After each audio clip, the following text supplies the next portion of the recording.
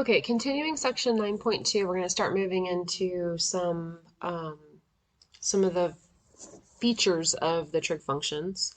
So the first one that we're going to talk about is we're going to talk about some basic trig identities. We're going to come back to this later, but these are kind of the basic ones. So we already talked about 1. It came from x squared plus y squared is equal to 1, and we know that x and y are sine and cosine. So we had cosine squared plus sine squared is equal to 1. And of course you can, it can be sine squared plus cosine squared. The order here doesn't matter. All right, so we can come up with some of the other ones by changing this equation right here. So let's say I rewrite that. And what would happen if I divided everything by sine squared?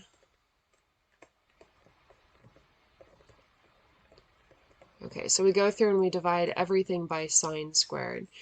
So these should be familiar. This, I'm not going to rewrite all of them, but remember that this goes on the outside. So this, whoops. Okay, this is the same as cosine over sine squared out here. So you can write it like this or you can write it like this. You know that cosine over sine, remember that that is cotangent. So this is the same as cotangent squared. So you don't have to write out this intermediate step. You can just go straight from cosine over sine is cotangent. So this is cotangent squared because they're both squared. And then this one right here, sine squared over sine squared, that would be 1. And here we've got 1 over sine squared. We know 1 over sine is cosecant. So this is going to be cosecant squared. So from that first identity, we get another identity. Okay, so that relates cotangent and cosecant. And of course, you can rearrange these. Sometimes you'll see like the cotangent and the cosecant on the same side or whatever. You can rearrange them a little bit. Okay, coming back to our original, they're all kind of based off of this one. Okay, what would happen if I went through and I divided them all by cosine squared?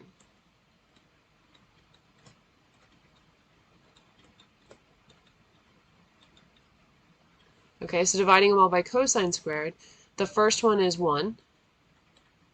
Now I've got sine over cosine, that would be tangent squared.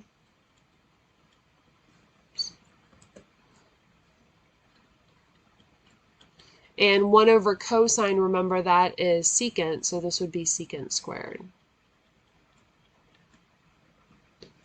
And that gives us another trig identity.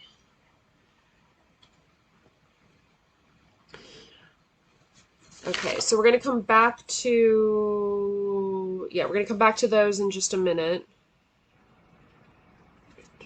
after we talk about sines. Okay, so those are our first 3 trig identities. I would recommend that you keep kind of like a running formula sheet for these as you go so that you have them handy like all in one spot. All right, so the next part that we're going to talk about is we're going to talk about values. So find the point on the unit circle. Let's see, I'm trying to be efficient with time here. I'm not going to go through all of these. I think if we do one, you can figure out the rest. Okay, so we're going to go back to the unit circle. So remember we had these 4 points. We had them all labeled. We had 0, pi over 2. Maybe we'll do 2 of them. 3 pi over 2, and then back to 2 pi. And then we had all these points labeled. So hopefully this is starting to be super familiar to you. Okay.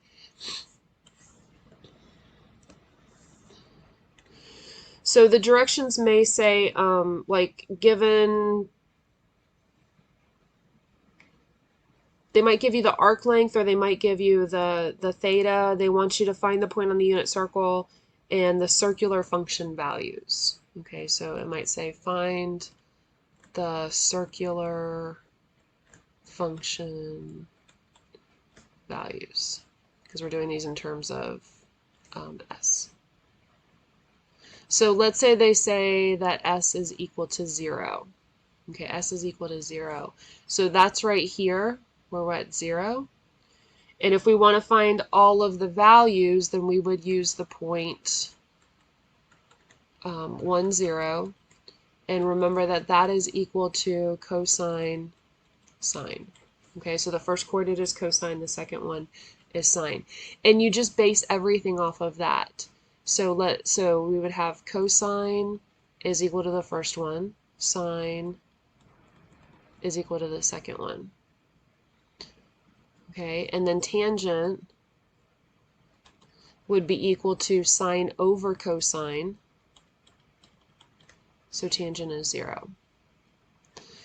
All right, and then if we want to do, let's do the reciprocals right across. So the reciprocal of cosine is secant. This would be cosecant, and this would be cotangent. Okay, so I've got them across from what they're going to be the reciprocal of. Okay, so the reciprocal of cosine would be 1 over 1, which would be 1. So those are both 1. Cosecant is the reciprocal of sine, and if I do 1 over 0, that's going to be undefined. Whoops, not that kind of fine. Undefined, there we go. Okay, so if you ever have a 0 in the denominator, that's going to be undefined. You do, remember when we talked about the domain, we do have undefined values for tangent, secant, cosecant, and cotangent. They all have somewhere in there that they're going to come up undefined, so that's okay. And then cotangent is going to be the reciprocal of tangent, and that is also going to be undefined. Okay, so those are, if it says find the 6 circular function values, that's what they're telling you to do. Start with your cosine and your sine, and then do everything from there. Okay, so let's try another one so you can kind of see how this works. Let's say we have s is equal to 3 pi over 2. Okay, so we go around to 3 pi over 2, that's right here. Our point is 0, negative 1. Oh, the pen's kind of out of control tonight. Okay, 0, negative 1. And then just like above, we base everything off of that. So we would have cosine, whoops, sine, and tangent. Okay, so we can pull those straight off of the point.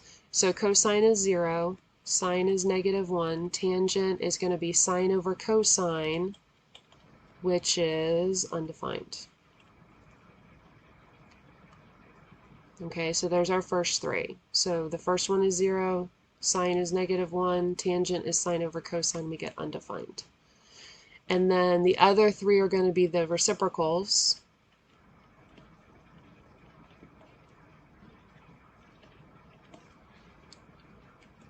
All right, and then so we're going to have, for cosine, we're going to have 1 over 0 is undefined.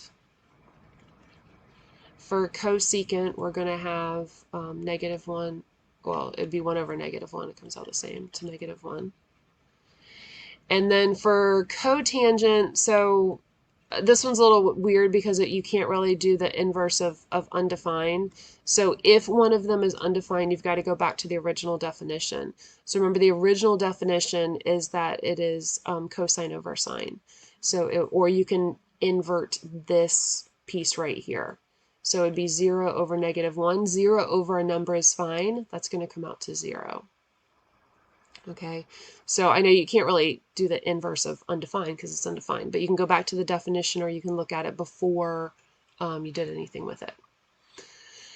Okay, so that's coming off of, so they have a set of questions where you're using these values that are on the points. Now they also have other ones where they give you a point and it works the same way. So let's say that they give you a point like 1/2. Oh, I guess I have to do, hold on, I have to do actual values here. Let's do square root of 3 over 2, 1/2. Okay, so let's say that they give you a point and they want you to find all the circular values. It's going to be the same thing. Whoops, we started with cosine. Let's do the same. Okay, so cosine, sine, tangent. So if they give you a point that has values other than 0 and 1, you would do the same thing for this. So cosine is the first value, sine is the second value. Tangent is going to be sine over cosine. So we would have 1/2 over square root of 3 over 2. And then you might have to do a little simplifying here. So again, remember that dividing fractions is the same as multiplying by the reciprocal. So the 2's are going to cancel, and we're going to get 1 over square root of 3. Now, in this class, you need to rationalize denominators. It's just considered proper form, and it's kind of a big thing in trig, especially because we need to make sure that, when values match and stuff like that. So we don't want to leave a denominator in the bottom, and remember that you clear that by multiplying by itself. So if I multiply a radical by itself, then I'm going to get square root of 3 over 3, like that. Okay, and then you would do, I ran out of room here, so you guys can do secant, cosecant, cotangent just by doing the reciprocals here, and you'll get that. Okay, so that's the idea with finding, if they want you to find the function values, you take that point and you go through and you do all of your values from there.